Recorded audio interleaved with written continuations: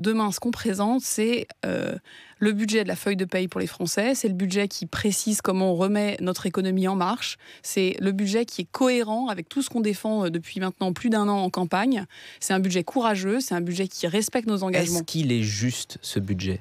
Il est juste pour moi parce qu'il donne une vraie matière à un objectif qui est de recréer de l'emploi en France.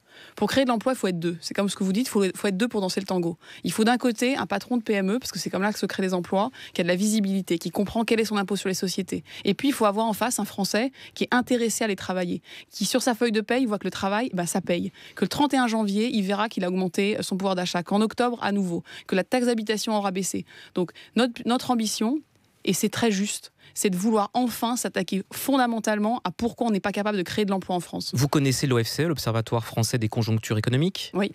C'est sérieux ? C'est sérieux. C'est sérieux. Et bien d'après l'OFCE, la moitié des gains des nouvelles mesures fiscales, donc ISF revu et corrigé, flat tax, vont bénéficier aux 10% les plus aisés. Est-ce que c'est un nouveau bouclier fiscal que vous créez ? Alors, je vais vous d'abord répondre que l'OFCE aussi, très sérieusement, avait expliqué que notre budget était cadré, qu'il créerait des emplois et que les prévisions de croissance étaient plutôt justes. Moi, je vous parle de justice sociale. Alors, sur la justice sociale, mon sujet, c'est pas de savoir, au fond, si c'est 1, 2 ou 3 Français qui bénéficient des mesures. C'est est-ce que c'est 1, 2 ou 3 Français, ils peuvent faire des choses pour les millions de Français qui, aujourd'hui, se disent pourquoi dans mon entreprise, on n'embauche pas ? Pourquoi on ne m'augmente pas mon salaire ? Pourquoi mon patron de PME, il n'arrive pas à aller chercher des marchés en Europe, à l'étranger ? Pourquoi on est une économie, de certaine manière, qui vivote ?